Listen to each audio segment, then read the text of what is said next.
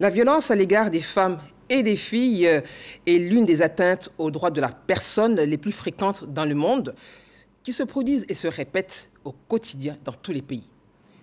Elle entraîne pour celles qui en sont les victimes de graves conséquences et des séquelles sur le plan physique, économique, psychologique, à court et à long terme. La Côte d'Ivoire n'échappe pas à cette règle, malheureusement. Alors, quelles sont les différentes formes de violence? Que fait le gouvernement? Mesdames, Messieurs, bonsoir. Une question s'impose à ce débat. Violence basée sur le genre, pourquoi ce phénomène a-t-il la peau dure? Ils tenteront d'y répondre, elle tentera d'y répondre. Bonsoir, Monsieur Kofi Socrate. Bonsoir, Eliane. Alors, vous êtes chef de service au Programme national de lutte contre les violences basées sur le genre et vous êtes sur ce plateau au titre du ministère de la Femme, de la Famille et de l'Enfant. C'est bien cela? C'est exact. Merci d'avoir répondu à notre invitation. C'est nous qui vous remercions. Bonsoir, Sylvia Pata. Bonsoir, Eliane. Alors, vous êtes, Sylvia, cofondatrice d'une ONG qui se nomme Citoyenne pour la promotion et la défense des droits des enfants, des femmes et des minorités. Exactement. Merci d'être sur ce plateau. Merci. Pour un tel débat, il nous faut un psychologue, non, un sociologue. Et ce soir, c'est docteur Lille. Bonsoir, docteur. Bonsoir. Alors, vous êtes, c'est vrai, habitué de ce plateau, sociologue, et vous êtes enseignant également à l'université Alassane Ouattara, ex-Bouaké. Tout à fait, Bernard. Merci d'être là. Merci beaucoup. Parmi donc ces 4 personnes, nous avons ce soir un docteur. Bonsoir, docteur Issa Karama. Bonsoir, Eliane. Bienvenue sur ce plateau. Merci. Alors, vous êtes, et je précise, vous êtes gynécologue, obstétricien, spécialiste en chirurgie périnéale et vaginale, et vous êtes bio-anthropologue, c'est bien cela? Tout à fait.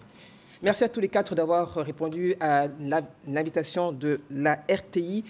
Et mesdames, messieurs, nous attendons vos questions, vos contributions sur ce sujet en scannant le QR code qui va apparaître au bas de l'écran tout à l'heure. Vous avez donc l'habitude. Et nous souhaitons vraiment que ce plateau soit interactif. VBG, quelle est la situation réelle en Côte d'Ivoire? Nous écoutons Davis Oyo dans ce papier libre. 20 novembre 2023, Batongouin, sous-préfecture de Mans, se réveille dans la psychose. Renseignement pris, une découverte macabre. Les corps sans vie d'une enseignante et son fils égorgés à leur domicile. Un crime commis par un instituteur et ses acolytes. Un cas de violence basé sur le genre qui fait encore grand bruit. 4 jours plus tard, dans la nuit du vendredi 24 au samedi 25 novembre, un autre cas de VBG défraie la chronique. Un jeune homme de 16 ans égorge une douanière et sa sœur. Et plus récemment, le 2 décembre, le meurtre de Dame Doumbia, égorgé par un adolescent qui serait son homme de main. En moins d'un mois, 3 crimes ont été commis avec le même mode opératoire à l'arme blanche. On se souvient encore de l'histoire de celle qu'on appellera Nadia, une survivante des violences basées sur le genre. Ce jour-là, je me rendais au champ. Sur le chemin, j'ai croisé un homme qui a obstrué mon passage et a demandé à coucher avec moi. Avec une machette en main, il a dit que si je ne lui obéis pas, il va me taillader. Après m'avoir violée, pas peur d'être dénoncé, il s'est mis à me donner des coups de machette jusqu'à ce qu'il coupe ma main droite. Pour lui, j'étais morte.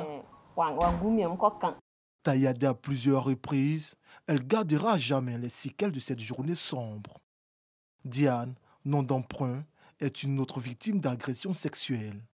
Elle a vu ses frères tués par son bourreau avant de la laisser pour morte. Il dit qu'il veut se coucher avec moi. Elle me dit que s'il n'est pas accepté, il va me faire du mal. Il est couché avec moi devant mes petits frères. Il dit que peut-être s'il ne nous a pas tués, mes 2 petits frères vont les tuer. Mais ça, il a pris le plus petit 4 ans et puis il a commencé à le macheter. En 2022, ce sont 7919 cas de violence basés sur le genre déclarés et traités en Côte d'Ivoire. Et cette année, de janvier à septembre 2023, 5360 cas sont déjà enregistrés par le Programme national de lutte contre les violences basées sur le genre.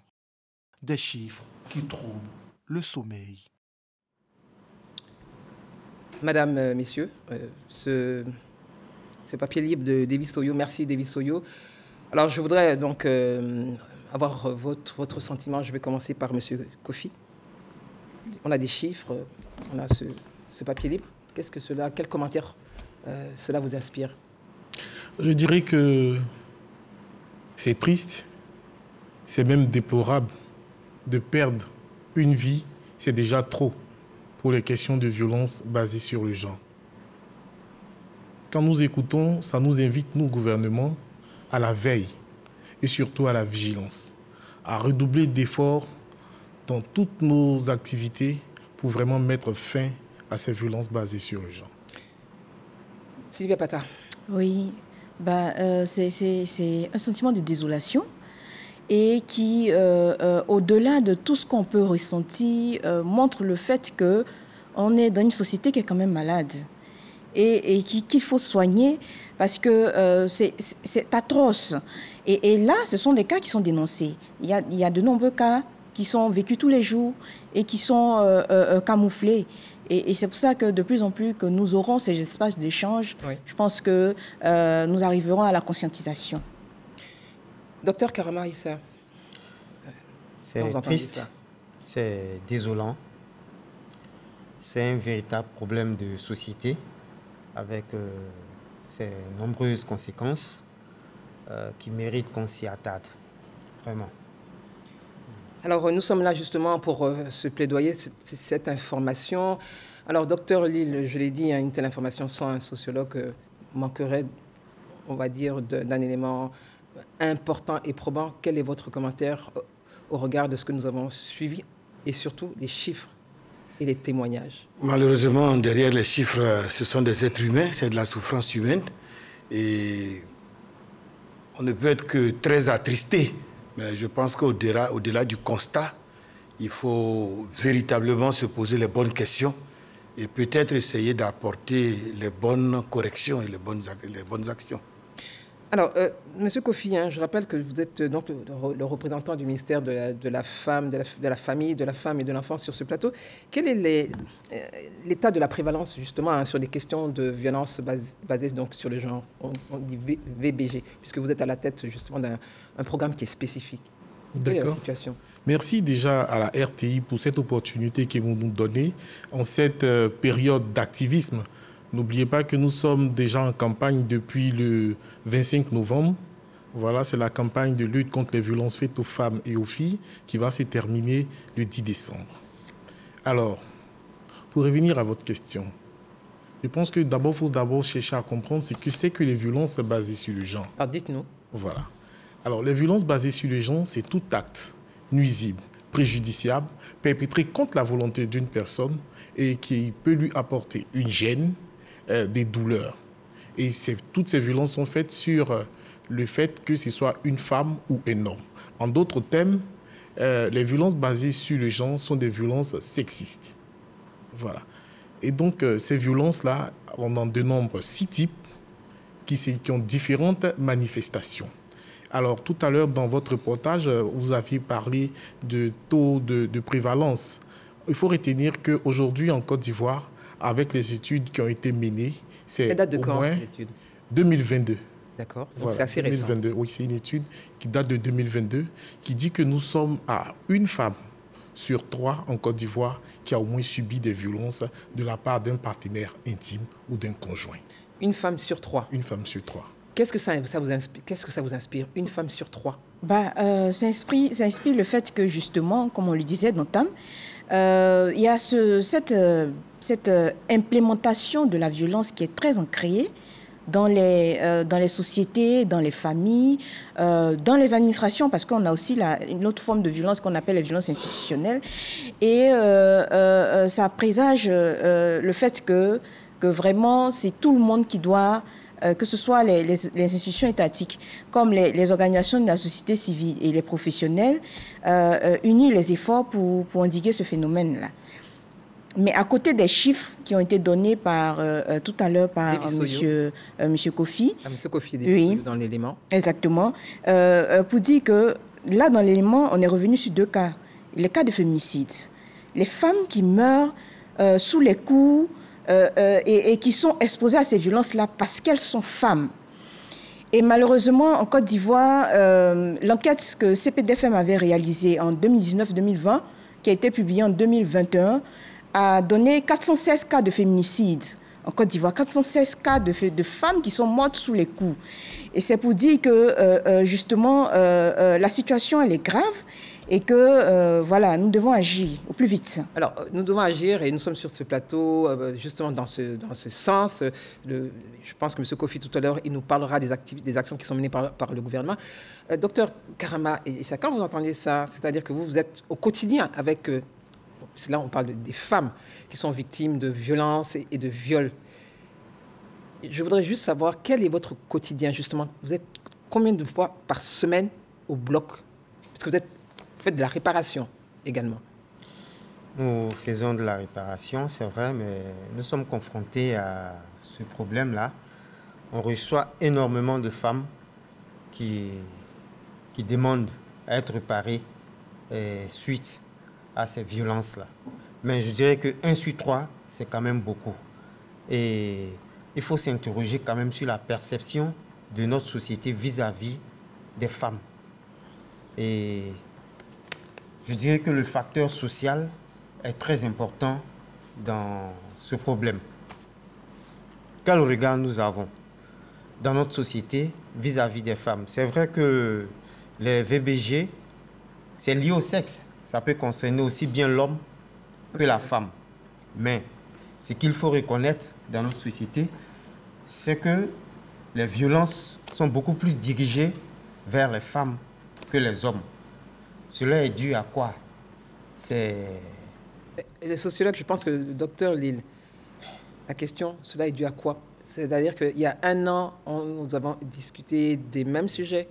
Nous sommes en 2023. Est-ce que c'est une question socio-culturelle, docteur Lille? Quel est votre regard, justement, c'est votre perception sur ces violences qui perdurent? De toute façon, les violences sont toujours multifactorielles parce que derrière toutes ces femmes qui sont victimes de ces agressions, les conditions de survenue peuvent nous donner à peu près les facteurs et les causes. C'est sûr que même si c'est sexuel, ce sera à la fois psychologique. Peut-être que les gens sont déstabilisés mentalement et ce sera aussi sociologique. C'est-à-dire que comment est-ce que la société, la représentation qu'elle donne, soit du sexe ou de la libido, parce que tout à l'heure, ce que vous disiez, c'est mondial. C'est vraiment mondial et c'est pour ça qu'il faut beaucoup s'interroger. Mais s'interroger, remonter au profil des agresseurs, ça c'est important. Mais remonter aussi aux conditions de survenue, parce que ça peut être économique, ça peut être la difficulté des familles à encadrer les hommes et les femmes, puisque de toute façon, le futur agresseur a été éduqué d'une certaine manière, formaté d'une certaine manière. Je pense que l'interrogation elle est vraiment globale. Elle est globale et les causes peuvent se retrouver partout. C'est-à-dire que quelqu'un peut être un détraqué sexuel, comme on le dit, quelqu'un peut être un sadique, mais ça peut être aussi que la société elle-même peut-être est devenue plus ou moins permissive par certains côtés. Je veux dire qu'il n'y a pas un encadrement systématique, parce que si je prends par exemple l'Afrique traditionnelle, la perception qu'on avait des femmes, c'était nos mamans et nos sœurs, c'était clair. Et on montrait très bien aussi que l'acte sexuel n'était pas pour le plaisir ni pour la gratuité, c'était pour se reproduire. De telle sorte qu'il y avait tout, il fallait atteindre un certain âge, des conditions sociales de mariage, c'était encadré autrement. Alors qu'aujourd'hui, tout ce qu'on voit partout, sur les réseaux sociaux, je peux dire même la mondialisation de la pornographie, à un moment donné, on a l'impression qu'il y a des situations... Oui, oui, mais parce que, voyez-vous, les instincts, et là on va parler des pulsions et des instincts. Quand c'est encadré socialement, chacun se surveille, tout le monde est surveillé. Et regardez par exemple la base de l'Afrique, c'est l'inceste. Le plus grand, le cas le plus gravement puni en Afrique était de bannissement, qui était une mort sociale, c'était le cas d'inceste. Alors qu'aujourd'hui, quand on regarde, on a tendance à constater une banalisation de l'inceste en Afrique. C'est-à-dire que est-ce que vous ne généralisez pas? Je ne généralise pas, madame. Regardez sur les réseaux sociaux, pays par pays. Je vous pose la question, docteur. Oui. Non, je vous demande, c'est à vous que je pose la question. Peut-être que l'anthropologue pourra nous dire quelque chose. Est-ce que ce n'est pas une généralisation de dire que c'est un fait qui est banalisé? Non, quand je dis c'est un fait qui est banalisé, je veux dire qu'à l'époque, dans une culture donnée, un peuple donné, on pouvait assister à 1 ou 2 cas d'inceste maximum sur 50-100 ans. Parce que c'était la faute la plus grave. C'était la mort sociale. Mais aujourd'hui, on en entend un peu partout. Je n'ai pas dit que, quand je dis banalisation, je veux dire qu'on s'accommode, parce que vous demandez comment on va sortir de là. Mais avant, la société aurait rejeté d'un bloc. Vous voyez ce que je veux dire? La société, donc, elle est malade, en fait. Elle a muté. Elle est malade. Mais je voudrais avoir l'avis, je vais revenir vers vous tout à l'heure, docteur.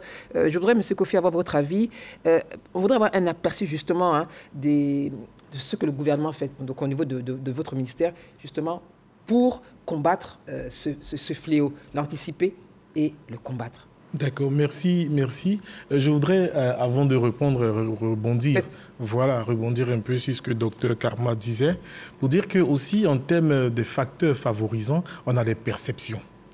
Des mauvaises perceptions qui grandissent ça et là et qui pullulent partout dans nos sociétés. Pour preuve, je vous donne quelques chiffres. 43% de la population considère qu'un homme qui contraint son épouse à avoir des rapports sexuels sans son consentement avec lui, ce n'est pas un viol. Et ça, c'est en Côte d'Ivoire. Et cette étude date de 2022.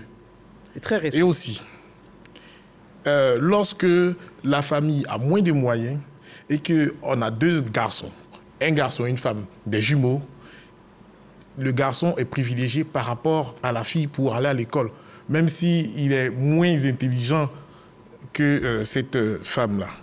Alors aussi, en Côte d'Ivoire, en moyenne à l'échelle nationale, parmi les veuves, 40% d'entre elles ne déclarent avoir reçu aucun héritage de la part de leur mari défunt.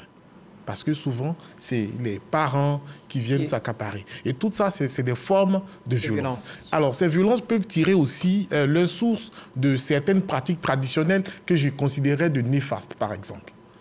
Telles que le lévira, par exemple, ce n'est pas une mauvaise pratique en soi. Si le mari il décède, il est bien que la femme soit reprise par un membre de la famille pour pouvoir l'aider à élever les enfants. Mais dès lors qu'elle refuse, on ne peut pas l'obliger à être en union avec ce dernier. Alors justement, face à ces chiffres, face à ce dont vous parlez, que fait le ministère? Justement, c'est à ça que je voudrais en venir. Oui. Alors déjà, puisque souvent la violence attire son histoire de certaines pratiques traditionnelles, on sensibilise les leaders communautaires à qui on les aide à s'engager publiquement contre certaines formes de violence, notamment les mutilations génitales féminines, qu'on appelle communément l'excision. En 2016, avec l'étude de Mix 2016, on était à 36,7. Aujourd'hui, avec le rapport SIGI 2022, nous sommes à 21%. Pour dire que déjà, il y a des efforts qui sont faits. Aussi, au niveau même du mariage des enfants, qu'on appelait autrement mariage forcé, mariage précoce, nous sommes aujourd'hui à 23%. De 32% en 2016, nous sommes à 23%. C'est vrai, mais il y a des efforts qui sont faits, en fait. Et ces efforts, c'est quoi? C'est les sensibilisations. Les efforts, c'est d'assainir déjà le domaine juridique en lui-même. Vous voyez, par exemple, au niveau juridique, la Côte d'Ivoire ne définissait pas le viol dans l'ancien code pénal. Vous voyez, aujourd'hui, à travers le nouveau code pénal de 2019, le viol est défini. Quelle est la peine encourue? 5 à 20 ans. 5 à 20 ans. Alors, et il y a aussi des circonstances aggravantes. Il y a aussi des circonstances aggravantes. Ça va dépendre maintenant des conditions dans lesquelles comment on appelle, ces infractions ont été commises. Et je pense que l'État fait beaucoup, mais beaucoup aussi reste à faire. Beaucoup reste à faire. Sylvia, je voudrais vous entendre et après, je voudrais rebondir avec vous. Je sais que vous avez fait une étude sur l'excision, même si ce n'est pas le sujet, mais c'est une forme de violence.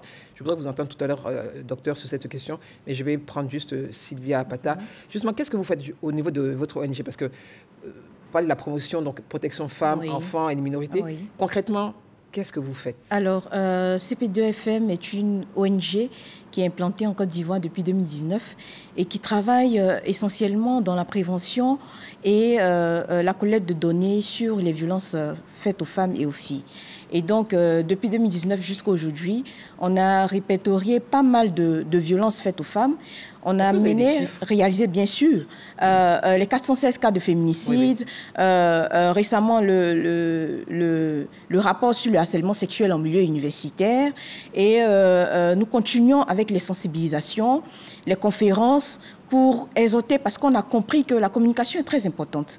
Et comme disait tout à l'heure M. Kofi, c'est vrai qu'il y a des actions qui sont faites par les autorités étatiques, mais il y a énormément qui est fait par la société civile. Et je pense que de plus en plus, la société civile sera accompagnée, mieux le combat portera. Est-ce que, justement, parce que là, il y a le ministère, vous êtes une ONG, est-ce que vous travaillez de concert? Bien sûr, bien sûr. Nous travaillons ensemble et en association et en collaboration. Et ce que nous pouvons demander, c'est que ça parte plus loin et que de plus en plus, tous les acteurs, surtout les acteurs étatiques, comprennent que les organisations de la société civile sont des partenaires. Ils ne sont pas des en griffe des opposants, mais sont des partenaires et qui continuent la mission de l'État. La preuve, c'est qu'il y a beaucoup d'actions, il y a beaucoup plus d'actions qui sont réalisées par les organisations de la société civile parce que plus proches des populations. Et c'est pour ça que la collaboration doit continuer et que la synergie d'action produira naturellement. Bien sûr. Mais Eliane, je voudrais juste ajouter pour dire que, bon, c'est vrai que c'est un plaidoyer, mais Sylvia est en train d'enfoncer une porte qui est déjà ouverte. Le ministère de la Famille travaille avec tout le monde. Pour preuve, actuellement, nous sommes en train de réviser la stratégie nationale de lutte contre les violences basées sur le genre qui date de 2014. Alors, c'est tellement inclusif, tout le monde est représenté pour que lorsque ce nouveau bébé, cette nouvelle stratégie de lutte qui va tenir compte de nouveaux défis qui sont en termes de violence, comment on appelle, violence numérique et tout ça, il faudrait que tout le monde se sente concerné par cela. Donc, on vous attend quand synergie sera bien préparé, bien... Oui, mais c'est en cours. Au moment où je vous parle, oui. Il y a beaucoup d'acteurs qui sont ensemble déjà à Bassam pour pouvoir plancher sur ce sujet-là. Très bien. Alors, docteur Karma, je disais donc que je voulais vous entendre sur... C'est vrai qu'une des violences... sur l'excision. Vous avez fait une étude là-dessus. Alors, pourquoi on la qualifie? C'est vrai que c'est une violence basée sur un genre. Vous avez fait une étude là-dessus. Pourquoi, justement? Mais c'est la persistance, justement, des mutilations génitales en Côte d'Ivoire qui m'ont amené à faire cette étude. Et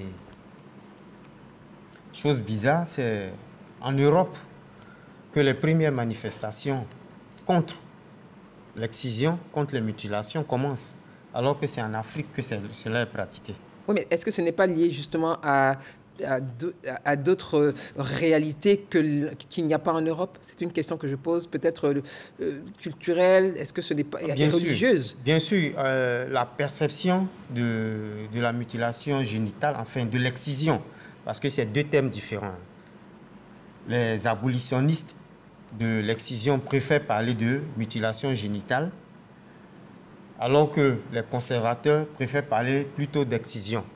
En termes médicaux, l'excision, c'est extraire une partie saine d'un organe malade et laisser en place. C'est extraire la partie malade d'un organe et laisser en place la partie saine. Donc, l'utilisation du terme excision convient très bien aux conservateurs. Mais les abolitionnistes, eux, préfèrent l'utilisation de mutilation génitale. Vous êtes vous vous situez à quel niveau, vous-même? Moi, oui. Moi, j'ai une autre perception de la chose. D'accord. Parce que j'ai fait cette étude pour comprendre le phénomène, se mettre à la place des acteurs et se demander pourquoi est-ce que cette pratique-là continue. Pourquoi cette pratique continue? Alors, nous avons, je l'ai dit tout à l'heure, hein, nous sommes suivis à travers le monde, la RTI est suivie à travers le monde, il y a des questions qui arrivent. Alors, je vais vous poser donc une question. Alors, c'est Francky qui est en Côte d'Ivoire qui dit, avec toutes les sensibilisations du CNDH, des ONG, du ministère, alors, je vais le lire, il a dit, si une autorité se rend coupable d'une violence basée sur le genre, quelle est la démarche à suivre? Ça, c'est Francky qui le dit. Donc, je pense qu'il l'assume. Alors, je pense que ce soit une autorité, on parle d'une personne. Alors, si une personne se rend coupable d'une violence basée sur le genre, quelle est la démarche à suivre? Quelle est la démarche à suivre? De façon très simple. Hein. Oui. Si une personne se rend coupable d'une violence basée sur le genre, quelle est la démarche à suivre en début de toutes les sensibilisations? La démarche à suivre, c'est d'un premier temps, soit la victime elle-même saisit voilà, la justice, oui, ou l'entourage fait la dénonciation, saisit le procureur, porte l'information à la connaissance du procureur. Donc, voilà, c'est simple.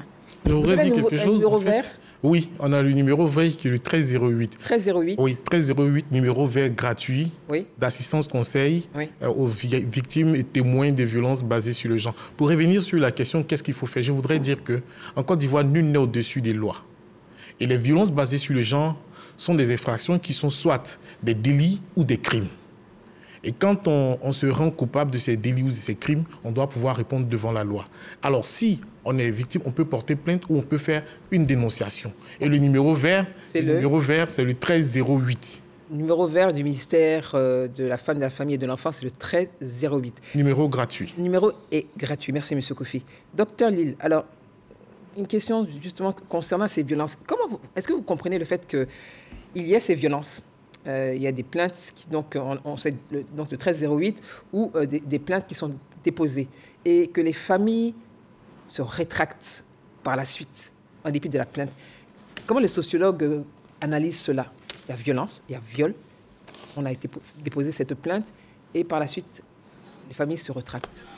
Peut-être que certainement ces familles subissent des pressions, très certainement. Sinon, je pense qu'il suffit d'être humain pour compatir et comprendre la souffrance et la douleur de l'autre. Et si celui qui a commis l'irréparable a on peut vraiment faire de l'exemplarité ou qu'on peut mettre la personne vraiment en situation pour qu'elle se rende compte que ce qu'elle a fait est anormal, je pense que le minimum, c'est la solidarité. C'est pour ça tout à l'heure, quand je parlais de la société, à l'époque, quand il y avait cet acte-là, oui, toute la société était interpellée. C'est vrai qu'il y avait l'agresseur, mais toute la société se mettait en communion pour comprendre le manquement qui s'est passé pour que cet acte-là se produise. Parce que cet individu était forcément issu d'une famille, il était issu donc on se posait des questions. Donc toute la société était interpellée, de telle sorte que ça créait tout un exemple pour toute la communauté. Donc la violence était canalisée de manière communautaire. Et c'est vrai qu'aujourd'hui, nous sommes pratiquement isolés. Si tout le monde on vit en ville, on est très isolé. Donc il y a une situation, parfois les gens sont désemparés, ils sont seuls face à la situation. Et peut-être que face à des pressions, ils peuvent abandonner. Sinon, dans le fond, il y a le minimum de l'être humain, c'est d'être solidaire. Regardez les animaux, ils ne s'agressent jamais entre eux. Voyez-vous? Donc ça, c'est quand même singulier de l'homme qui attaque l'homme. Voyez-vous ce que je veux dire? C'est quand même singulier. Docteur Karama, je le disais tout à l'heure, vous faites de la réparation. Question directe. Combien en faites-vous par semaine? En moyenne? En moyenne, on va dire par mois, on a... Par mois? Par mois, on a entre 15 et 20. Réparation suite à des agressions? Ou c'est justement, moi, je voudrais... Ma question, elle est très spécifique aux agressions sexuelles. Combien vous faites de réparation dans ce cas de figure? Par rapport aux agressions? Aux agressions, au viol. Par mois? Oui. On a peut-être 5. 5 par mois? 5, en moyenne. Et combien coûtent ces opérations? Ces opérations... Bon, le coût, c'est... moyen. Il faut déjà dire que ce n'est pas des interventions qui sont prises en charge en général par les assurances. Donc, ça varie quand même d'un centre médical à un autre. Mais il faut dire qu'on tourne autour de 500 000 environ. Alors, pour être réparée, une jeune fille ou une femme qui a été victime de violences basées sur sexuelles, elle doit payer 500 000 francs au moins. Environ 500 000 francs. Alors moi, je vous pose la question à tous les quatre, y compris donc, M. Kofi, Mme Apata, vous-même, Dr Lille. Que font ces jeunes filles et ces jeunes femmes si elles n'ont pas d'argent? Quelles sont les conséquences, justement, à court terme? Docteur, après, je ferai le tour. Quelles sont les conséquences à court terme pour ces femmes? Il faut dire que pour ces femmes, en général, quand c'est des jeunes filles qui sont victimes de viol, on a plusieurs conséquences. D'abord, au niveau social, c'est une femme qui aspire souvent au mariage et à l'état de virginité. C'est-à-dire que c'est des femmes qui veulent arriver au mariage vierge. Oui. Et cet état de fait entraîne un handicap et pour la femme et pour la famille. Parce que la famille se sent déshonorée. Donc c'est une double peine. C'est une double peine. Ensuite, au plan psychologique, c'est des séquelles qui sont laissées. On a un traumatisme, on a un syndrome post-traumatique du viol. C'est des femmes chez qui on retrouve souvent la frigidité. C'est des femmes qui sont frigides, qui sont réfractaires à tout rapport sexuel. Parce que c'est un souvenir qu'elles ne veulent pas revivre. Et donc, ce syndrome post-traumatique-là, elles vivent avec ça jusqu'à ce qu'une prise en charge idoine puisse être établie. Alors, une prise en charge idoine, je vais me retourner vers M. Kofi. Qu'est-ce que le ministère fait justement sur cet accompagnement? D'accord, déjà merci au docteur et merci à toutes ces personnes, ces acteurs qui au quotidien travaillent à restaurer la société civile, les activistes et tout le monde, et tous les autres ministères, les ministères techniques, les médias même qui portent ces informations pour ce que vous faites déjà pour la lutte et ce que vous faites pour nos filles, nos sœurs, nos femmes, nos épouses.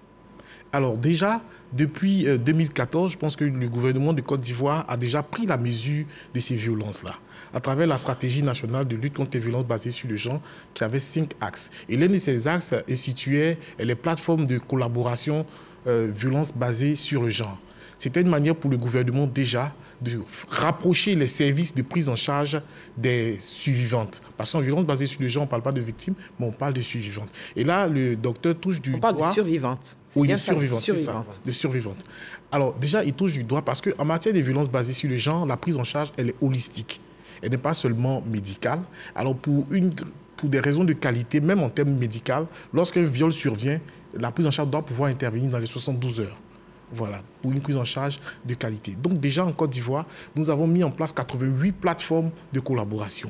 Et ces plateformes de collaboration, on y trouve des médecins, on y trouve du personnel, comment on appelle, juridique, judiciaire, les médecins, voilà. Et on y trouve aussi des travailleurs sociaux. On y trouve en tout cas tous ceux des acteurs qui sont amenés à répondre dans la chaîne de prise en charge. C'est opérationnel, c'est très Elles sont opérationnelles partout en Côte d'Ivoire. Nous en avons pour le moment 88. L'un de nos défis, c'est de pouvoir couvrir toute la Côte d'Ivoire. Oui. Il y a certains qui étaient tombés en léthargie, mais bon, Dieu merci, nous avons pu les redynamiser. Alors, ces plateformes de collaboration, ça sera peut-être, je prends un cas de viol qui arrive, la porte d'entrée peut être soit l'hôpital, peut être soit le commissariat, peut être soit la justice, peut être le centre social ou la structure sociale. Mais dès lors que la personne survivante rentre, elle déclenche en même temps une sorte de prise en charge autour d'elle, de telle sorte qu'avec son accord, elle puisse être référée vers les services compétents qui vont pouvoir amener à intervenir sur elle. Mais le souci, souvent en région, les plateformes n'ont pas assez de moyens. Et quand c'est comme ça, c'est au niveau de la centrale, le programme national de lutte contre la violence basée sur le genre, voilà, qui prend le relais. Ça, il y a Abidjan. Et Abidjan, oui, mais qui prend le relais déjà parce que depuis Abidjan, on peut faire opérer quelqu'un, on peut faire réparer quelqu'un dans un hôpital d'excellence. Très bien. Voilà, donc de plus en plus, nous allons vraiment vers cette prise en charge qui est holistique. Et c'est pourquoi aussi, pour pouvoir continuer, aujourd'hui, nous sommes en train d'aller vers ce qu'on appelle les one-stop centers. C'est-à-dire que c'est d'avoir des structures, c'est ce que je dis, d'avoir des structures où toutes les disciplines qui peuvent intervenir dans la prise en charge d'une survivante ou d'une personne survivante de violences basées sur les genres sont sur la même place pour pouvoir intervenir. Ça évite d'aller voir un psychologue parce que pour un cas de viol tout à l'heure, le médecin fera ce qu'il aura à faire. La police peut-être arrêtera le violeur. Ou le présumé violeur, on va dire ça. Quid de la personne survivante, parce que les conséquences ne sont pas seulement des conséquences immédiates. Les conséquences sont des conséquences qui peuvent être immédiates ou des conséquences aussi à long terme. Voilà, et donc déjà, là, nous, au niveau du programme, on fait la prise en charge aussi psychosociale. On travaille avec des psychologues, mais la prise en charge psychosociale, même d'un cas de viol, d'une personne qui a été violée, ce n'est pas la seule personne qui est prise en charge. On prend en charge la personne, mais son cercle aussi familial, toutes ces personnes affectées par ce mal. Très bien, très bien. Nous allons attaquer l'axe 2, et sur l'axe 2, je vais Docteur Lille, beaucoup vous interroger parce que c'est un sujet sur lequel nous avons décidé de faire un focus. Donc nous avons décidé de faire un focus sur les viols sur mineurs et nous avons un témoignage d'un parent d'une victime.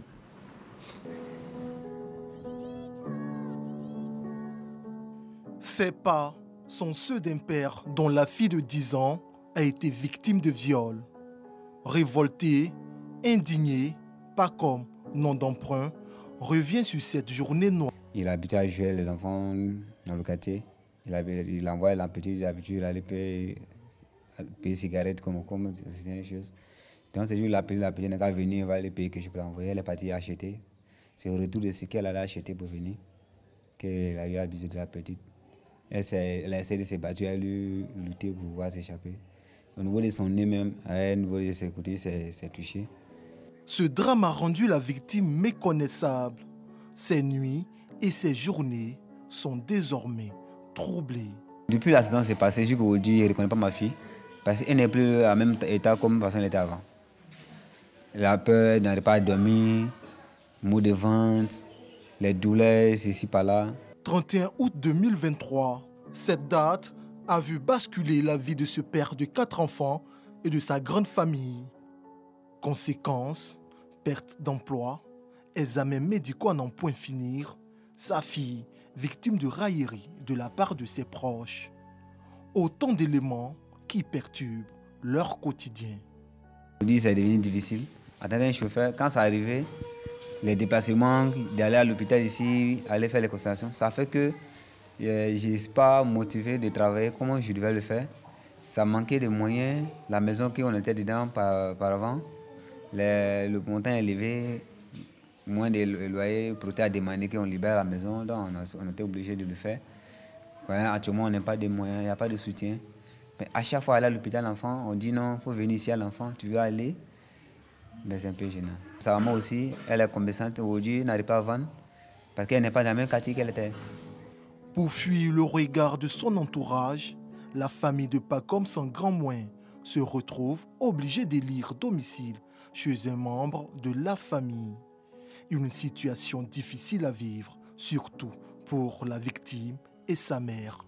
On dit, vous nous aider. Vous nous aider quand? Là, on ne sait pas. C'est que sinon, on est là, on attend. Mais à chaque fois, on nous demande d'aller faire examiner ça, on nous demande d'aller faire ça, on nous demande d'aller faire ça. Vraiment, c'est devenu fatigant. Parce que on va réfléchir comment on va manger, comment on va nourrir les enfants là, comment on va payer. Où ils sont là, où ils sont là, ils n'ont pas encore eu toutes les fournitures au complet. À chaque fois, quand ils sont venus, maman, on dit on n'a qu'à payer ça là, maman dit on n'a qu'à payer ça là. C'est devenu difficile. C'était difficile avant même. Et puis c'est devenu plus difficile encore. Donc on ne sait pas comment on va faire. Les cas de viol sur mineurs sont légion en Côte d'Ivoire. En 2022, ce sont 1198 cas de viol enregistrés par le système de collecte nationale de données sur les violences basées sur le genre. Selon les experts, malgré les campagnes de sensibilisation et les sanctions, le phénomène semble avoir la peau dure. Merci Davis Oyo. Madame, messieurs, 1198 cas de viol sur mineurs. Docteur Lille, sociologue, qu'est-ce qui peut se passer dans la tête d'un adulte pour... Vraiment, véritablement, je peux dire que c'est incompréhensible parce que au-delà de ce qu'on peut appeler des sadiques ou des psychopathes ou je ne sais quoi, on ne comprend pas comment une société peut quitter la représentation qu'on avait de l'enfant cadeau de Dieu, l'enfant innocent, l'enfant tous à protéger, à l'enfant agressé. C'est vraiment un renversement de la réalité. Voilà, parce que chacun a été enfant, chacun a des enfants. Et aujourd'hui, regarder ces enfants autrement que comme des enfants, je pense qu'il y a une véritable interrogation de la société elle-même. Voilà. Comment est-ce que du jour au lendemain, l'enfant n'est plus un enfant et qu'il peut être victime d'agression? Et je pense que sur ce cas spécifique des enfants, la société a beaucoup à se revoir. Parce que c'est pas possible, c'est pas croyable, en quelque sorte. Sylvia Pata, oui. 1198 cas. Après, le docteur, et puis j'écouterai M. Kofi. 1198 cas. Qu'est-ce que vous faites vous-même? Est-ce que vous êtes confronté à ces cas de viol sur mineurs? Justement, il y a des dénonciations qui sont faites, il y a des cas qui ont été portés à notre connaissance.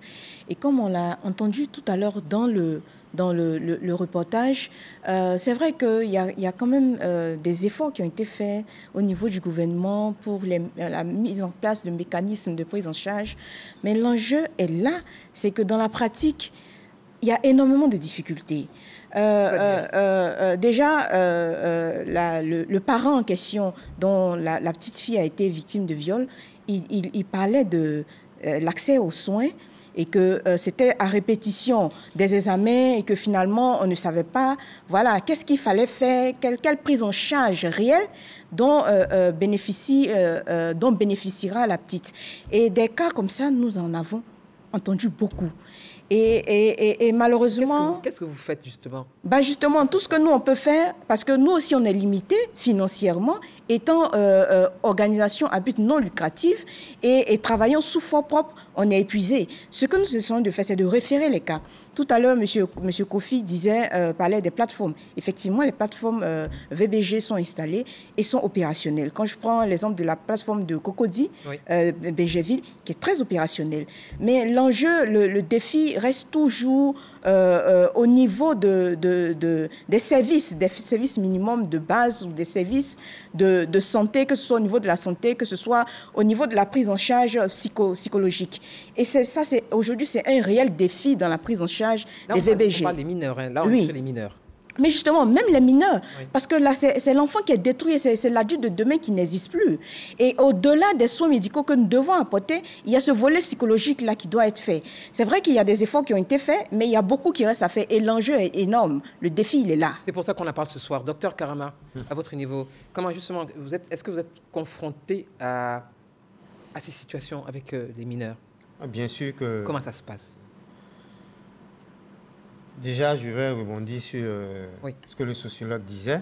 Au niveau déjà des facteurs, bon, chez les adultes qui agressent les enfants, les mineurs, on a des troubles psychiques chez certains. On a des actes rituels pour d'autres. Et puis, il ne faut pas négliger ce qu'on appelle aujourd'hui le phénomène amour. Oui. Donc, oui, d'accord. Voilà. Donc, ça va avec le rituel. Oui, fétichisme. Fétichisme et autres, tout ça. Voilà. Et donc, nous recevons des enfants de tout âge, de 3 ans et plus. Violés. Violés. En tout cas, pour ce que vous avez vu. Moi, j'ai vu. Voilà. Monsieur Kofi, donc, voilà, vous connaissez de toute manière cette situation. Et je voudrais quand même rappeler que le QR code, il est à votre disposition, mesdames, messieurs. Si vous avez des questions à poser à nos 4 invités, si vous avez un témoignage, nous sommes là effectivement pour partager ce savoir et surtout faire ce plaidoyer ensemble. Donc n'hésitez pas à utiliser le QR code qui va s'afficher au bas de l'écran. Monsieur Kofi, face à cette situation, on parle de mineurs. Et malheureusement, c'est des enfants parce qu'il faut comprendre aussi, parce que de la définition de l'enfant, dans les chiffres que nous donnons, l'enfant, c'est celui qui part de 0 à moins de 18 ans. Oui. Voilà. Et donc, dans les violences basées sur le genre, d'après les chiffres de 2022, des données de routine, qui est le GBV-IMS, qui est le système de collecte d'analyse de données nationales en matière de violences basées sur le genre, qui collecte des données de routine. Alors, ce système-là a montré que 79,8% des personnes victimes de violences basées sur de viols, pratiquement de viols, sont des mineurs, des personnes âgées de moins de 18 ans. Alors, est-ce que le docteur disait tout à l'heure... Ça vous interpelle? Oui, bien sûr. Même une personne violée, ça nous interpelle parce que c'est déjà trop. Parce que c'est des actes inhumains. Personne ne mérite d'être violé. Personne ne mérite d'être violé. Et c'est pour ça, au niveau du ministère de la Femme, accompagné avec les ONG et tout le monde, dans une synergie d'action, nous avons amené, abouti, nos actions abouties à la révision du code pénal, avec la définition du viol. Pour dire que désormais, le viol est un crime. Vous voyez, avant 2019... Parce que ça, oui, on sait déjà c'est suffisant. Déjà, c'est suffisant pour les peines. C'est déjà suffisant, mais aussi le travail qui doit être fait. Parce qu'au niveau de notre pays, même au-delà des mineurs, il y a l'information qui est souvent problématique. Parce que souvent, au niveau des perceptions, ils vont poser, des actes sont posés, mais celui qui pose l'acte n'est même pas conscient que ce qu'il est en train de faire comme acte peut être considéré comme un viol. Excusez-moi, je veux juste comprendre. Vous voulez nous dire que celui qui pose cet acte n'est peut-être pas conscient que c'est un viol? Voilà, pas toujours, je veux dire, pas toujours. Je veux dire que dans cette frange de personnes qui sont des délinquants sexuels, oui, certains ne s'en rendent même pas compte que ce qu'ils sont en train de faire sont des actes répréhensibles. Oui, mais excusez, Monsieur Kofi, je vais vous couper. Excusez-moi, je vais juste avoir docteur... Quand on écoute M. Kofi, donc il nous explique qu'effectivement, certains ne sont peut-être pas conscients. Mais et les conséquences? Et les conséquences de ces personnes que subissent ces personnes qui sont violées? Comment elles sont... vous avez parlé tout à l'heure de quel ordre elles étaient, mais quand on arrive à ce stade, comment les personnes se sentent? Et dans la société, comment elles se sentent? Comment elles vivent dans la société? Docteur. Des mineurs ou... Non, je parle des mineurs, hein, les mineurs, parce qu'il y a un mineur qui a été violé, puisqu'on est dans cet axe, on parle de mineurs. Et dans la famille également. Au niveau des mineurs, il faut dire que c'est un trouble, c'est des séquelles que l'enfant garde jusqu'à l'âge adulte. Et ça entraîne, ce que nous savons, ça peut même aller à la déscolarisation, parce que l'enfant refuse souvent la classe, refuse le maître. Quand c'est un adulte qui l'a violé, le maître ou la maîtresse, l'adulte, pour lui représente un agresseur à tout bout de champ. Donc c'est un enfant qui va se réfugier au niveau parental. Seul son père et sa mère sont des défenseurs pour lui. Toute autre personne étrangère devient un potentiel agresseur. Donc, c'est des enfants chez qui la scolarité peut être arrêtée, peut être troublée. Voilà, c'est des enfants qui vivent un trouble psychologique à n'en point fini, quoi. Et même à l'âge adulte, ces mêmes enfants, s'ils ne sont pas pris en charge convenablement, oui, deviendront eux aussi à leur tour des violeurs, des prédateurs. Moi, j'ai une question pour tous les quatre. Docteur, vous avez parlé justement de cet enfant violé et qui se réfugie auprès de ses parents. Mais quand un enfant est violé, on connaît l'agresseur et qu'il y a une négociation au niveau des parents. Docteur Lille, comment l'enfant peut réagir? Il sait qu'il a été violé et ses parents négocient pour qu'on n'aille pas à la police ou qu'on ne le dénonce pas. Un enfant, il a 11 ans, 12 ans, donc il est conscient de ce qui s'est passé. Ou que c'est son oncle, par exemple. Comment l'enfant, dans la société, il peut grandir? Comment il peut réagir? Logiquement, il vivra ça comme une trahison des adultes. Parce que souvent, quand on est enfant, on a l'impression que les adultes disent la vérité, les adultes nous protègent. Donc, c'est évident que s'il est victime de transactions, naturellement, il va perdre confiance en lui, il va perdre confiance.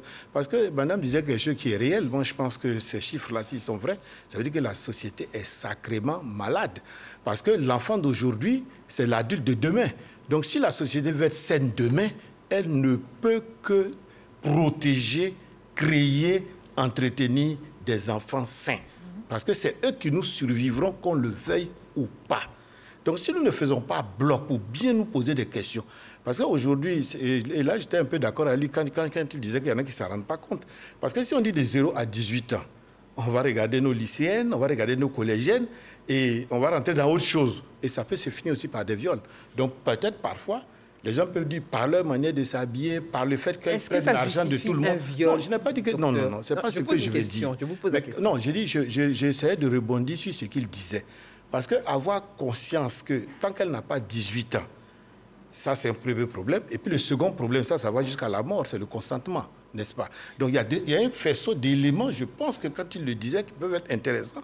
Parce qu'au moins, tout le monde sache ce qu'il fait. Parce que souvent, quand on sait que ce qu'on fait n'est pas bien, on a peut-être une conscience, on a peut-être du remords. Mais si on se dit que non, mais ça c'est banal, ça va pas... C'est ce que je veux dire. C'est pour ça que je disais que ça peut arriver que les gens... ça ne justifie en rien l'agression. Ça, j'ai 100% de votre avis. Rien ne justifie le viol. Voilà, dans tous les cas de figure. Alors, quand on a mais est-ce qu'on peut mettre tout le monde dans le même sac? C'est ce que je veux poser comme question. La justice, à ce niveau, devrait pouvoir trancher. au regard vous l'avez dit. Les médecins, psychiatres, psychologues et tout ça. Oui. Alors, oui, docteur Karma. Je voulais dire, en général,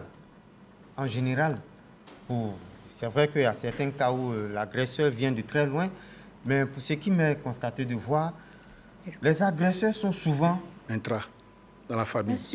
Dans la famille. Pas très loin. C'est l'oncle, c'est le cousin. Oui.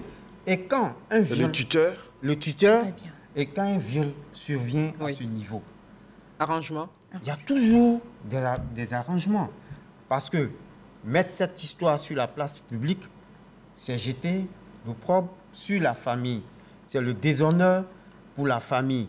Mais on a très vite fait de choisir entre le déshonneur de la famille, l'opprobre jeté sur la famille, et puis la vie de l'enfant. Donc on sacrifie l'enfant. Et c'est ce qui arrive. Malheureusement. C'est ce qui arrive malheureusement. Malheureusement, c'est le prix de la paix sociale. Voilà. C'est ce qui arrive malheureusement. Alors, mais dit comme ça, non, si on dit que c'est le prix de la paix sociale, là, il y a un problème. Là, c'est plus grave. Parce que, justement, on est toujours dans la notion de sacrifice et qu'en réalité, on n'a même pas tenu compte de la vie de la victime. On a sacrifié quelle paix sociale? On a sacrifié toute une vie, on a sacrifié des générations et on a fait prévaloir la primauté de la communauté sur l'individu. Mais tant que cette société africaine continuera de penser ainsi, mais il y aura toujours problème et on continuera de construire des frustrés, des blessés et demain, il ne faut pas qu'on s'étonne du résultat. Donc justement, moi je pense qu'au niveau de la sensibilisation et de la communication qui est primordiale, il y a beaucoup à faire. De l'éducation depuis la cellule familiale jusque dans les différentes couches de la société, il faut qu'on comprenne que la manière de fonctionner n'est pas la bonne. Et de plus en plus, c'est-à-dire que quoi, cette notion de cette conception africaine qui part de mettre la primauté de la communauté, de la famille sur l'individu, a détruit et continue de détruire. Il faut qu'on arrive au respect de la dignité humaine et que si on a compris que chaque être humain, que c'est individuellement que nous formons la communauté ne peut pas prévaloir sur l'individu. Et si on comprend ainsi, on comprendra aussi on verra aussi, constatera que dans nos justice, les affaires de viol et de violence faites aux femmes ne seront plus traitées avec quand même de la légèreté. Ça aussi, il faut le reconnaître. Légèreté, ça c'est un qualificatif dont je vous laisse la paternité, parce que quand vous dites légèreté, je pense quand même qu'il y a... le procureur de la République, il y a les commissaires, etc. Je pense qu'il y a un mécanisme. Bien sûr, il y a un mécanisme qui existe. Mais l'autre problème, c'est que la perception des violences basées sur le genre, étant donné que ce sont des violences spécifiques, il y a des formations qu'il faut avoir pour pouvoir bien comprendre la problématique. Et le problème, c'est que justement, les officiers de police judiciaire, le système judiciaire qui fait des efforts, mais il y a beaucoup d'efforts à faire à ce niveau-là pour ne pas qu'on constate certaines légèretés dans les peines qui ne sont pas dissuasives et qui ne sont pas de nature à dissuader les potentiels agresseurs. On va retrouver donc justement Ahmed Traoré pour voir quelles sont les actions menées par les ONG. Nous suivons son regard. Les violences basées sur le genre, VBG, désignent tout acte préjudiciable perpétré contre le gré d'autrui. Malgré les efforts consentis par le gouvernement et les organisations de la société civile, ainsi que les partenaires du système des Nations Unies, les VBG persistent depuis une trentaine d'années. Le Comité national de lutte contre les violences faites aux femmes et aux enfants s'est engagé depuis sa création en l'an 2000 à lutter contre toute forme de violence à l'égard des populations vulnérables. Des actions sont ainsi menées à l'endroit des populations dans le cadre de la prévention, de la prise en charge des survivants de VBG et de la coordination des interventions. Plusieurs résultats ont été obtenus au profit des victimes par le Comité national de lutte contre les violences faites aux femmes et aux enfants avec l'appui des partenaires au développement et des organisations non gouvernementales. Les mécanismes de protection existants ont été renforcés par l'adoption en 2014 de la stratégie nationale de lutte contre les violences basées sur le genre et l'installation de 56 plateformes de lutte contre les violences basées sur le genre. Ces plateformes sont un mécanisme de coordination au niveau local. Elles regroupent les acteurs impliqués dans la réponse au VBG. Le Comité national de lutte contre les violences faites aux femmes et aux enfants s'est assigné pour mission de proposer une politique de lutte contre les violences faites aux femmes et aux enfants. Cette structure assiste le ministère dans la mise en œuvre des programmes proposés dans le cadre de la lutte contre les violences faites aux femmes et aux enfants et veiller à l'application des textes de loi protégeant les femmes et les enfants. VBG, merci Ahmed Traoré. Qu'est-ce que vous pensez en regardant cet élément? Il y a quand même une prise de conscience qui est collective sur ce phénomène, même s'il a la peau dure, M. Kofi? Oui, effectivement, il y a une prise de conscience et cette prise de conscience date d'il y a longtemps. Si dans votre reportage, vous parlez du Comité national de lutte contre les violences faites aux femmes et aux enfants, qui est l'ancêtre du programme national de lutte contre les violences basées sur le genre. Mais ce fléau, il perdure pourtant. Oui, il perdure, mais nous sommes en train d'avancer. Et je pense que nous avançons sûrement. Vous voyez, déjà en 2017, le chef de l'État a pris il est devenu Iforchi, un homme qui s'engage pour la condition de la femme, un homme qui s'engage à mettre fin aux violences basées sur le genre. Alors avec le leadership de notre ministre, Mme Nassedeba, nous avons essayé, Nassedeba Touré, nous avons essayé et nous avançons aujourd'hui. Vous voyez, en termes de plateformes, dans votre reportage, vous parlez des 57 plateformes. Aujourd'hui, nous sommes à 88 plateformes et nous n'avons pas encore fini. Voilà. Et aussi, on a mis en place un numéro vert dont on a discuté tout à l'heure. C'est le 1308, Le 1308. À côté de ces 1308, nous avons renforcé les capacités du centre d'accueil des victimes de violences sexuelles du Pavios. Nous avons aussi installé un centre d'hébergement temporaire à Boaké et aussi celui de Korogo qui est en réhabilitation. Mais je vais juste prendre quelques questions, M. Kofi. D'accord. Et après, on reviendra, donc, on fera un tour de table au regard de ce que les uns et les autres font. Et surtout, il y a un élément dans la chaîne, c'est les forces de l'ordre, commissariat, police, etc. Et on va en parler tout à l'heure, savoir quel est l'appui, quelle est la formation qui pourrait être un renfort, en tout cas, dans cette lutte. Alors, M. Doucouré dit bonsoir à tous, bonsoir donc à tous les quatre.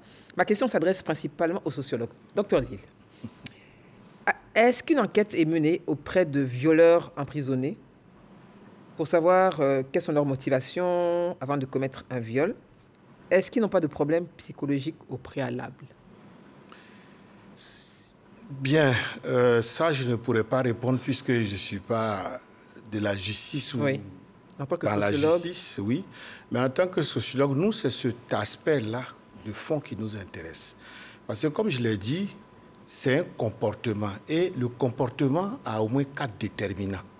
Donc, c'est la personnalité même du violeur, voire peut-être les troubles psychiques qu'il a, comme il l'a dit. C'est aussi la société, la manière dont ce monsieur a été encadré. C'est également la culture et c'est également le contexte. Donc, c'est ces 4 déterminants qui expliquent un comportement. Et puis, il y a le discours de celui qui a posé le comportement. C'est un ensemble. C'est quand on analyse, il y a le profil et on analyse avec tous ces éléments. C'est pour ça que la question qu'il pose, c'est une question de fond. Parce qu'il y a ce que les uns et les autres vont dire. Oui. Ils sont excédés, ils sont révoltés, mais ça ne change rien. Parce que c'est un fléau, il faut le combattre. Et pour le combattre, il faut le comprendre. Surtout quand il est logé dans la société avec une telle ampleur. Parce que quand il y a une telle ampleur, ça veut dire qu'il y a une tendance à la généralisation. Et quand il y a une tendance à la généralisation, il faut faire très attention dans la société parce qu'il y a une tendance à la normalisation. Tant qu'il reste marginal, 1%, 2%, il choque tout le monde. On réagit nous tous. Oui. Mais dès lors qu'on commence à atteindre certains chiffres, véritablement, il faut tirer la sonnette d'alarme parce que si on y prend garde, la prochaine génération, ça risque d'être pire. Parce que la violence est inhérente à l'homme. Hein. Ne pensons pas qu'on devient plus moderne, on devient moins violent. Ce n'est pas vrai. Ce n'est pas vrai. Au contraire, on a tendance parfois, le pire, à s'accoutumer de la violence. Voyez-vous, avant, quand on touchait un enfant, tout le monde était effaré, étonné. Oui. Et aujourd'hui, tellement on en lit sur les réseaux sociaux, ça nous choque, ça nous fait mal. Mais n'empêche qu'au fur et à mesure de quelques années, je ne le souhaite pas du tout, parce qu'on sera plus humain. Sinon, on risque de s'habituer. Parce que l'homme, malheureusement, s'habitue à tout, malheureusement. Vous avez engagé déjà des propositions, donc on va écouter des propositions qui nous sont faites justement pour mettre un frein, si c'est possible. En tout cas, c'est notre espoir au VBG, et vous allez réagir tous les 4 là-dessus. Tout ce qui est basé sur la violence vient du fait que l'amour disparaît. Donc je proposerais par exemple, parce que l'État a déjà pris l'initiative, que les gens en soient beaucoup regardants sur ceux qui pratiquent ces violences-là, qui ont cette pratique-là.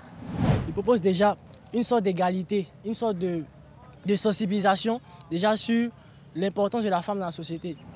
Il va falloir accentuer les sanctions au niveau de l'Assemblée, c'est-à-dire prendre des lois qui vont vraiment permettre de minimiser et de diminuer ces violences-là, faites tant sur le genre masculin que sur le genre féminin. Parce qu'on a tendance à minimiser les violences faites aux hommes aussi. Donc, il faut savoir qu'aussi dans les foyers, il y a certains hommes qui subissent aussi des violences conjugales.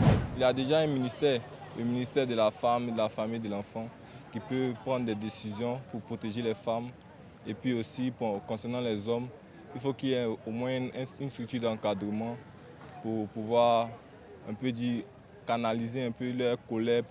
Il faut sensibiliser, continuer de faire sa sensibilisation et puis de montrer aux gens que oui, que c'est par le dialogue qu'on peut résoudre beaucoup de choses. Qu'il y ait plusieurs programmes qui passent à la télévision pour montrer que oui, par le dialogue, on peut résoudre beaucoup de choses.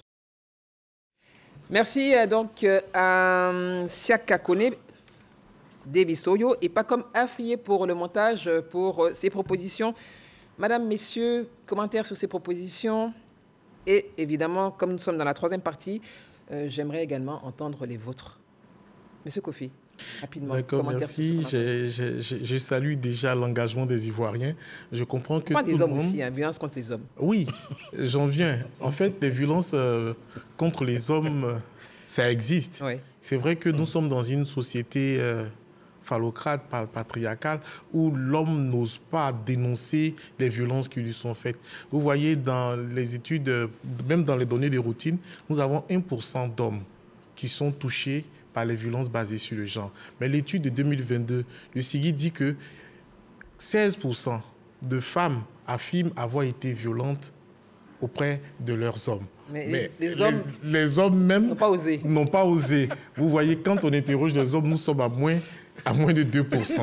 Voilà, donc tout ça, c'est quand même culturel parce qu'on élève nos enfants dans un environnement où on dit l'homme est le plus fort, le garçon ne pleure pas, l'homme est ceci, l'homme est cela. Ce qui fait que la dénonciation des actes de violence posés sur les hommes reste problématique. Ça, en d'autres termes, on dirait que ça fait honte. Ça fait honte. Comme des gens le disent.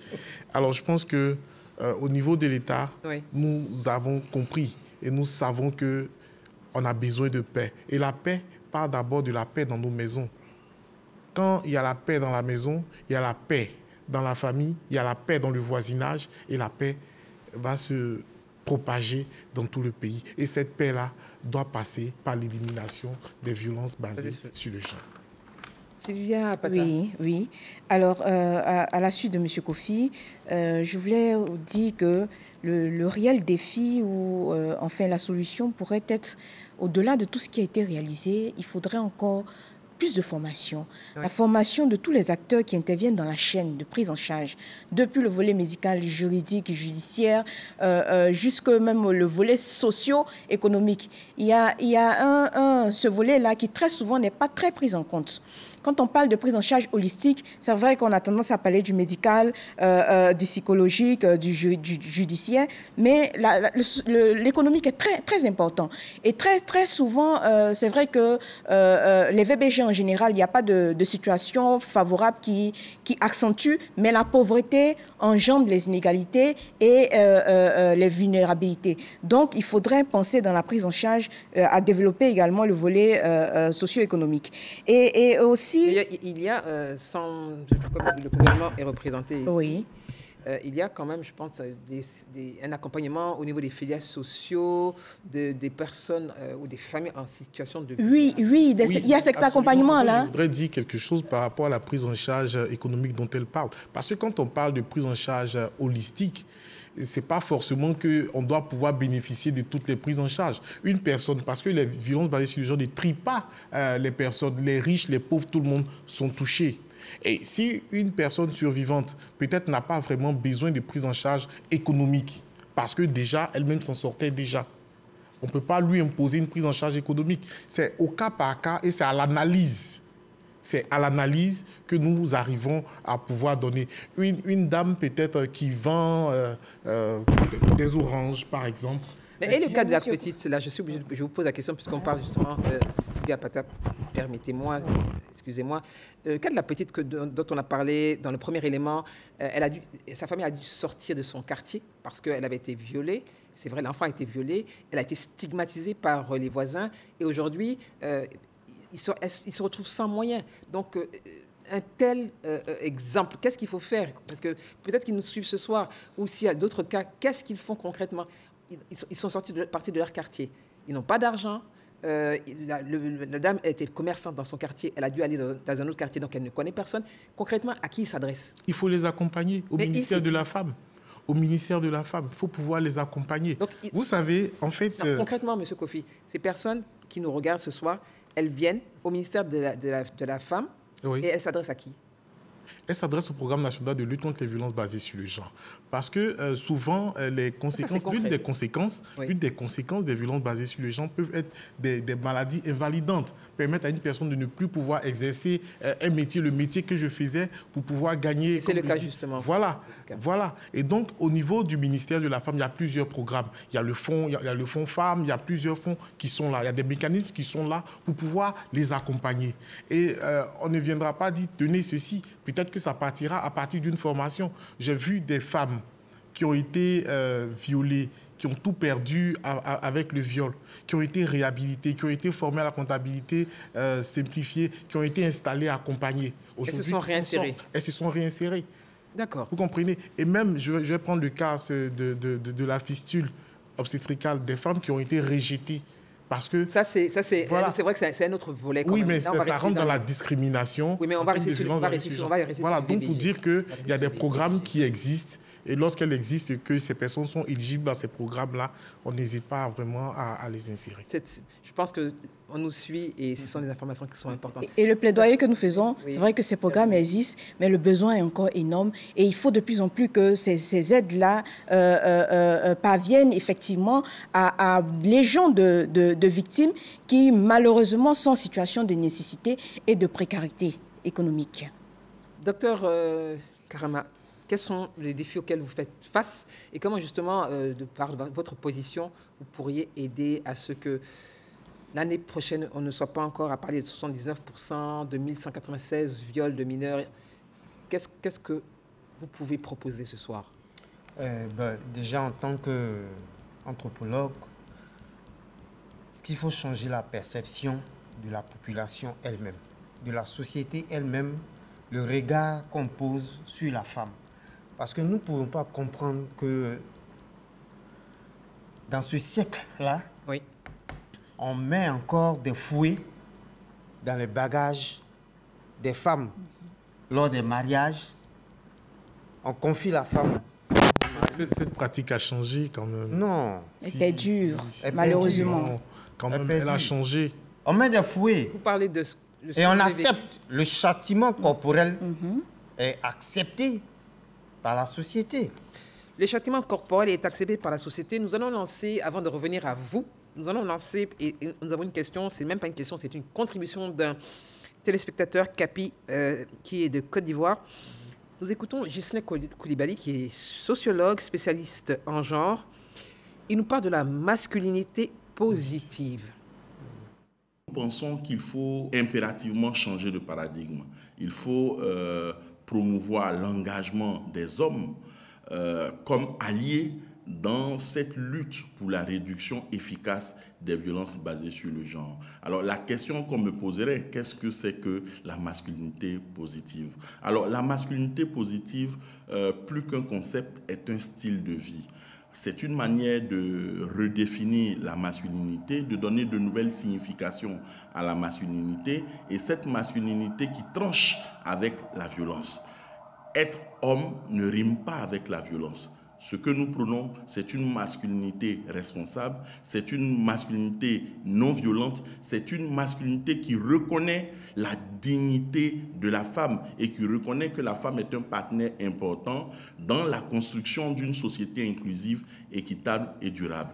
C'est pour cette raison que cette masculinité positive est implémentée dans la cellule de base. Donc, dans la cellule familiale, lorsque vous questionnez la répartition des tâches ménagères, il est important de comprendre qu'il faille équilibrer cette répartition des tâches, car les femmes ne sont pas confinées dans un rôle reproductif.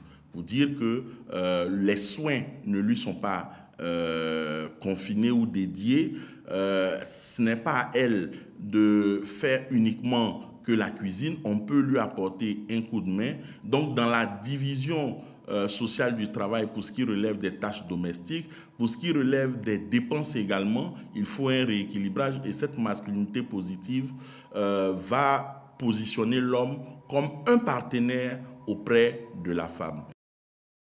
Merci Davis Oyo, merci à Justin Koulibaly, l'homme comme partenaire, un partenaire de la femme.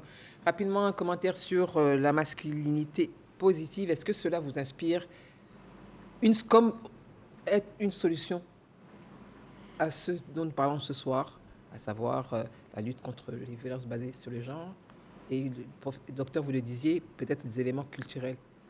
Rapidement, Sylvie. Indéniablement, la place de l'homme comme acteur, d'abord comme déjà les agresseurs, les principaux agresseurs sont les hommes, malheureusement.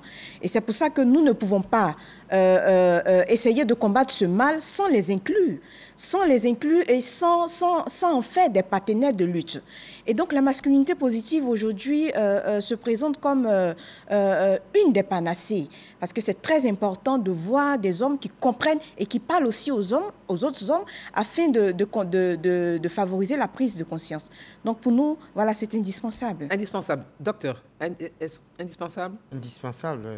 C'est-à-dire la violence basée sur le genre n'est que la résultante du conflit des rapports de pouvoir inégaux entre l'homme et la femme. Tout simplement. Et donc la masculinité positive, pour changer, il faut avoir un autre regard, il faut avoir une autre perception de la femme, tout simplement. Une autre perception de la femme. Docteur Lille. Ici, il y a, je pense, quelque chose d'important à dire, parce que comme il s'agit de parler de masculinité positive et on dit que c'est un concept, donc je suppose que c'est scientifique. Et moi, je n'ai pas tous les éléments là-dessus. Parce que si je m'en tiens à ce que j'ai entendu, en sociologie, nous parlons de rôle et de statut. À partir du moment où l'homme est différent de la femme, je veux dire même morphologiquement et pourquoi pas peut-être psychologiquement, les sociétés, à tort ou à raison, je n'ai pas dit qu'elles ont raison, ont décidé d'affectation. Par exemple, quand ils parlent de cuisine, c'est pas... Bon, si c'est vécu comme une violence, je ne peux pas le dire, mais je veux dire que ce sont des bases. Parce que toute société est basée sur la division des catégories en rôle et en statut. Ce qui ne va pas forcément dire que la société a conscience d'aller violenter l'autre partie. C'est pour ça que je suis un peu réservé à ce niveau-là. Voilà. Et secondo, la deuxième question, c'est qu'on peut voir que là où les hommes rentrent en jeu, c'est quand, dès le bas âge, ils sont éduqués par des femmes. Voyez-vous? Donc le rôle de l'institution primaire de la famille est tenu d'abord par la femme. Et à partir de là, déjà, on peut voir les premières prémices. Parce que Piaget nous dit que l'enfant, c'est entre 0 et 3 ans que la personnalité se forme. Et c'est après, maintenant qu'il est... en fait, dans la société africaine, il accompagnait le papa en tant que... Voilà. Donc, je veux dire que là aussi, si on doit interpeller l'homme, c'est depuis la tendre enfance. C'est depuis tout petit et c'est toute la société globalement. Parce que la question a été toujours réglée globalement. Oui. Je pense que si on s'en tient à être... Parce qu'aujourd'hui, le phénomène qu'on est en train de dénoncer, il est mondial. Oui. Voilà. Ça veut dire que au début, nous, on avait peut-être moins ces situations-là, parce que toute la communauté s'y mettait. Vous allez dire, dans un village, était impliquée. C'est ce que je voulais dire. Monsieur Kofi, rapidement, parce que j'ai une question c'est une contribution, je voudrais la lire tout à l'heure, donc justement. D'accord, je pense que la masculinité positive, c'est déjà une bonne chose. Et l'État de Côte d'Ivoire l'a déjà compris depuis bien longtemps. Vous savez, déjà en Côte d'Ivoire, on a voté la loi sur la cogestion qui a fait couler beaucoup d'encre et de salive pour dire que désormais, l'homme n'est plus le chef de famille et que la famille se gère avec les deux parties. Et aussi, au niveau du ministère de la Femme, nous sommes en train d'implémenter de nouvelles stratégies telles que l'école de Marie, où nous venons donner des informations, certaines informations aux hommes pour pouvoir vraiment aider. Vous avez beaucoup de candidats? Oui, beaucoup. Et ça se fait en région, là où on a les pesanteurs socio-économiques sont vraiment les plus fortes. Et avec les plus jeunes, nous faisons ce que nous appelons les clubs de futurs maris. C'est-à-dire que vous voulez jouer sur leur état d'esprit, leur mentalité, la conception de la relation. En leur présentant la femme comme une partenaire. Voilà, comme un partenaire, pas comme un sous-homme, pas comme une personne qu'on mène à la maison juste pour nous faire des enfants. Et non, c'est des personnes qui doivent pouvoir contribuer. Et aussi, on les fait remarquer la répartition des tâches, comme mon prédécesseur disait, pour dire que, vous voyez, il y a une étude qui a montré qu'en termes de répartition des tâches, les femmes travaillent 6 fois plus que les hommes. Oui, ça c'est connu. Voilà. Et ça, faut pouvoir, à travers la masculinité positive, les clubs de mari, les clubs de futurs maris et tout ça, c'est des choses qui sont expliquées et les populations adhèrent. Et les changements sont observables. Elles adhèrent à Abidjan, vous allez jusqu'à l'intérieur du pays. Est-ce que c'est les mêmes réactions? Parce qu'il y a quand même... J'ai dit bien les zones là où les pesanteurs culturels sont les plus prononcés. D'accord. Voilà. Alors, merci M. Kofi. Alors, rapidement, Capi Skyfire de Côte d'Ivoire qui nous dit ceci. C'est une contribution. Salut, je pense que ce phénomène de viol est parfois la faute des parents. La fille de 10 ans d'une amie a été violée à plusieurs reprises par le même homme. Le jour où nous avons attrapé le violeur donc de l'acte, nous étions prêts à envoyer le problème à la justice. Je dis ce qu'il a partagé. Les parents du violeur ont fait taire le problème, donc ils ont réglé le problème avec une somme de 300 000 francs qui a été remis à la mère. Et il conclut et il pose la question, l'argent ou la justice? Donc c'est ce qu'il partage ce soir avec nous, l'argent ou la justice. Le même homme qui a violé, selon ce qu'il nous dit, la fille de la voisine, donc on sait qui il est, et il y a une transaction, 300 000 francs. Et la fille, elle a ses séquelles, et puis la vie, elle a continué. Alors, qu'est-ce que vous répondez? C'est vrai que ce n'est pas une question qu'il pose. Lui, il nous partage un vécu. Un vécu. Et peut-être une autre question que je vais vous poser. La plupart des auteurs des viols sont dans l'entourage, vous l'avez dit, de la famille. Quels sont les signes qui pourraient interpeller les parents, justement? Quels sont les signes avant-coureurs qui pourraient interpeller, moi je dis les parents, et j'ajoute à ce qu'a dit Adjé Cynthia, il y a les parents, quels sont les signes? Et les enseignants aussi, parce que les enfants sont violés, ils vont à l'école. Quels sont les signes qui pourraient justement interpeller ou alerter et les parents et les enfants rapidement? Docteur. D'accord. Rapidement. En général, des petites filles, oui. Quand vous avez à la maison votre enfant qui a des prurites, déjà ça doit vous alerter. Votre enfant qui devient tout d'un coup calme, alors que c'était un enfant qui parlait beaucoup, joyeux, tout ça. Un enfant qui change d'attitude, ça doit interpeller le parent. Il faut tout de suite interroger l'enfant ou l'envoyer voir un gynécologue. L'envoyer à l'hôpital pour un examen. Le médecin aura les mots, les propos appropriés pour interroger l'enfant, examiner l'enfant pour voir si rien ne se passe. Parce que beaucoup de fois, on néglige. Et quand les mères nous viennent, elles nous disent « Mais j'avais remarqué qu'il y avait des prurites, mais je me suis dit que c'était la piscine. Je me suis dit que comme elle fait beaucoup pipi au lit, je me suis dit... » Et l'agresseur, en général, il ne fait pas ça une seule fois.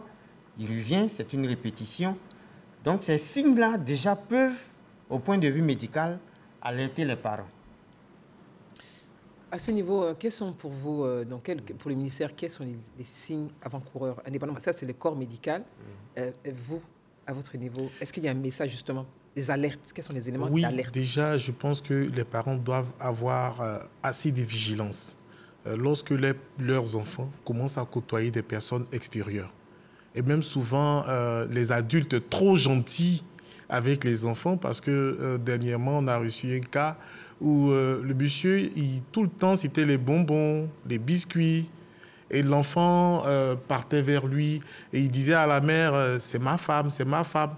Bon, inconsciemment, une petite fille, et inconsciemment... De quel âge, s'il vous plaît? 9 ans.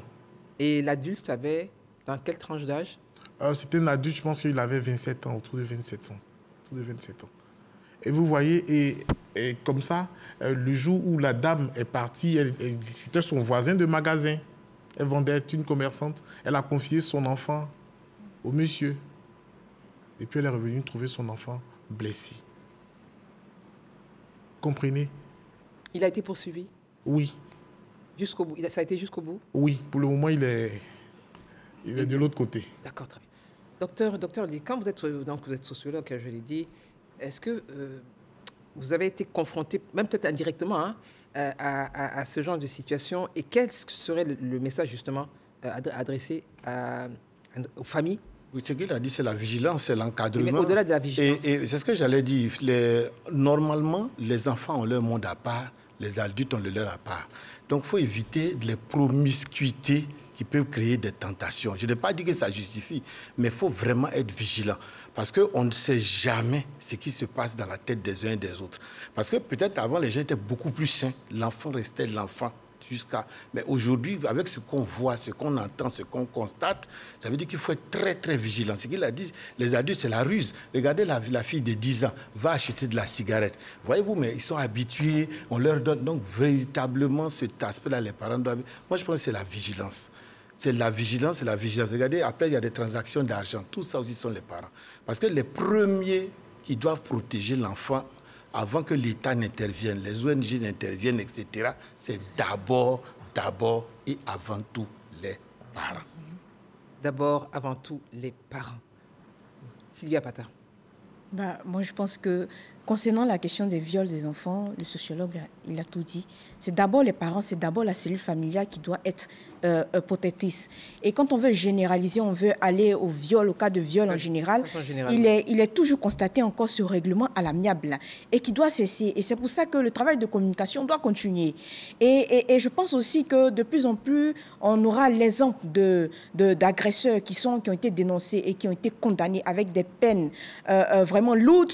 Ça contribuera énormément à faire régresser. Donc, c'est tout le monde qui doit unir les efforts pour endiguer ce phénomène-là, ce qui n'est pas digne d'une société humaine. Voilà, parce qu'on est en train de retourner à l'état animal. Ça, il faut le dire, malheureusement. Docteur, c'est vrai que c'est... Docteur, allez-y. Votre commentaire, et après, nous ferons un tour de table parce que l'émission va bientôt se terminer. C'est rapidement, c'est votre mot de fin, hein, c'est votre mot de fin, s'il vous plaît. Bon, pour rebondir sur ce qu'elle a dit, je dis, il y a le poids des rapports familiaux. Voyez-vous, quand c'est le petit frère de monsieur qui viole la nièce de madame, oui. Où voulez-vous qu'on aille avec cette histoire? C'est forcément, et dans 99%, l'arrangement. Moi, j'ai déjà eu des cas. La mère ou la tante, dans un premier temps, elle est peinée, elle est écœurée, elle vient rapidement au poste de police, on lui dit, va chercher un certificat médical, c'est le circuit que je vous donne. Elle arrive à l'hôpital, elle explique, voilà. Nous faisons le rapport médical. Oui. Mais après, elle vous revient pour vous dire, mais docteur, vraiment, on n'a pas pu continuer l'affaire parce que c'est le petit frère de mon mari et les parents me mettent la pression, ça va gâcher notre mariage et on finit par s'arranger. Alors, moi, je vais vraiment, c'est vrai, ça va très vite, 90 minutes, ça va très vite. Je vais juste vous poser une question avec une réponse directe et simple. Le message aujourd'hui à tous ceux qui nous regardent par rapport à ce fléau, quel est votre message? Il est simple, direct. Nous sommes en 2023. Pour 2024. Moi, mon message que je peux donner en tant que professionnel et activiste, c'est que écoutons les victimes. Écoutons les victimes. Docteur Karama. Il faut encourager la dénonciation du voisinage, parce que seul le voisinage peut régler les affaires qui se passent en intrafamilial. Merci, docteur Karama. Merci d'avoir participé à ce débat. Docteur Lila, votre mot de fin. Moi, mon mot de fin, ce serait qu'avec tout ce qu'on entend, qu'on voit, la société marche sur sa tête. Vivement qu'elle se remette sur ses pieds. Merci, docteur Lila. Merci d'être venu ce soir. Monsieur Kofi, merci au ministère. Votre mot de fin? Je dirais synergie, parce que c'est ensemble Et rappelez le numéro vert, s'il vous plaît. Le numéro vert, c'est le 1308. Numéro gratuit. 1308. Alors, pour mon mot d'effet, je dirais synergie, parce que c'est ensemble qu'on ira plus loin. C'est ensemble qu'on arrivera à vaincre les violences basées sur le genre. Merci Sylvia Pata, merci Dr Karama Issa, merci Dr Lille Niquez, merci Monsieur Kofi Socrate. Merci à tous. Merci à vous d'avoir participé à cette émission. Merci pour vos contributions, vos questions. Le changement commence par nous tous, par vous qui nous suivez ce soir, par vous qui avez la responsabilité de protéger ces femmes, ces filles, ces garçons en disant le droit. Cette émission a été réalisée par Arlette Poka, chef d'édition Astou Danyogo Touré, rédacteur en chef Afisiata Karamoko Dosso, supervision générale, le directeur des magazines d'information, Koné Lansina. À très bientôt, bonsoir et surtout, synergie. Ce sujet nous concerne tous. Restez sur RTI. À bientôt.